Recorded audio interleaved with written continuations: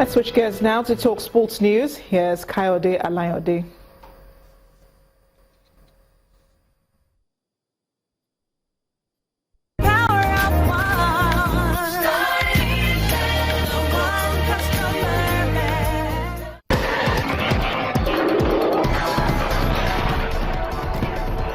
Welcome to Sports News. The Nigeria Football Federation insists it operates with transparency and accountability.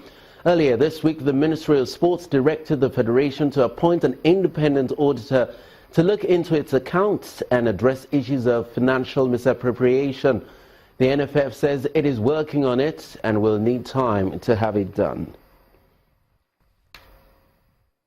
To get an auditor, you look at the reasons why you need to get, and getting an auditor is a congressional decision. It's not just a decision of the executive committee. It's the Congress must say yes, and why is the reason you want to get this auditor. So, but the truth is, we don't have, with all due respect to my boss, the minister, we don't have anything to hide.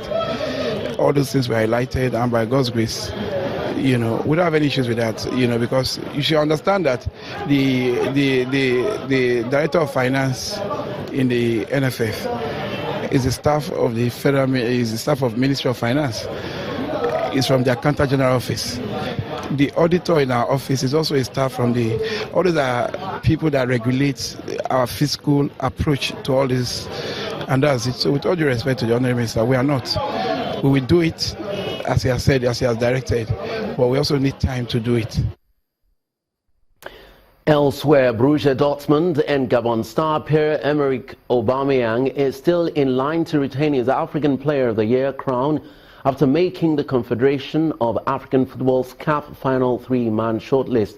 The 27-year-old will go up against Leicester City's Algerian winger Riyad Mahrez, the BBC's 2016 African Footballer of the Year, Liverpool and Senegal winger Sadio Mane.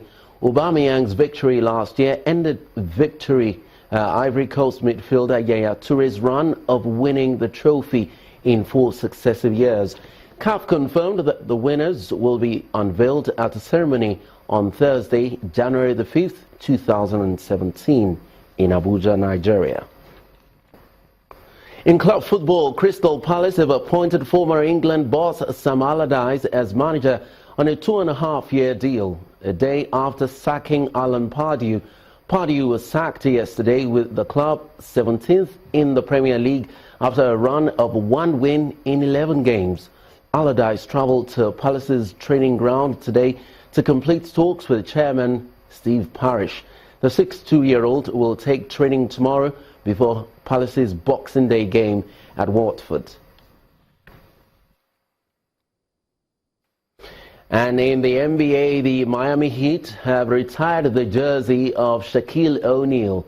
O'Neal, who joined Miami in 2004 and helped the franchise win its first NBA title, has had the number 32 jersey raised to the rafters, where it will hang alongside those of Alonzo Mourning and Tim Hardaway. He averaged 19.6 points and 9.1 rebounds over nearly 4 seasons with Miami before being traded to the Phoenix Suns in 2008. That's it on Sports News. I'm Kayode Alayode. Thank you for watching. The news continues right away.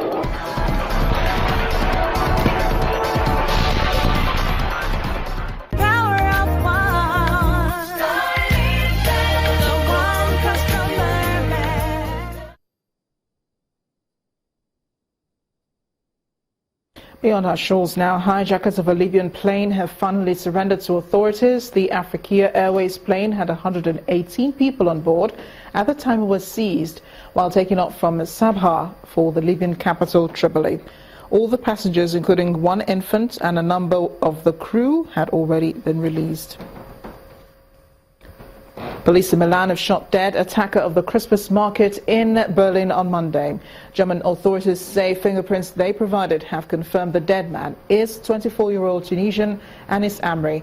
They're now trying to find out if he had accomplices. German Chancellor Angela Merkel said she was relieved that the attacker had been neutralized, but added that Islamist terrorism was a recurring threat to Germany. Her government's main priority was to protect German citizens, she told journalists, adding that this case had raised many questions Investigators are also trying to establish whether the gun used in the shooting in Milan is the same weapon used to kill the Polish driver of the truck who was found dead with stab and gun wounds in the cab. Meanwhile, the United Nations Security Council has passed a resolution demanding an end to Israeli settlements. The United States, which abstained, paved the way for the 15-member council to approve the resolution with 14 votes in favor to a round of applause. The U.S. has traditionally sheltered Israel for condemnatory resolutions, and Israeli officials have condemned it as an anti-Israeli resolution against the Jewish people and the state of the Jews. The President-elect Donald Trump tweeted after the vote, quote, "As to the UN, things will be different after January 20th. The issue of Jewish settlements is one of the most contentious between Israel and the Palestinians." And the main news again. The 21 released Chibok girls today returned home for the first time since their abduction. The girls who stopped over in Adamawa State will be rejoining their families and friends to celebrate Christmas. Also today, a federal high court sitting in Lagos ordered the freezing of multiple accounts in 5 banks allegedly belonging to former First Lady Patience Jonathan over money laundering allegations. And hijackers of Libyan passenger plane today surrendered to the authorities in Malta after diverting the Tripoli-bound flight to the Mediterranean island nation. That's news at 10 tonight. Thank you for watching. I am Amarachi Ubani. Merry Christmas. Enjoy the weekend.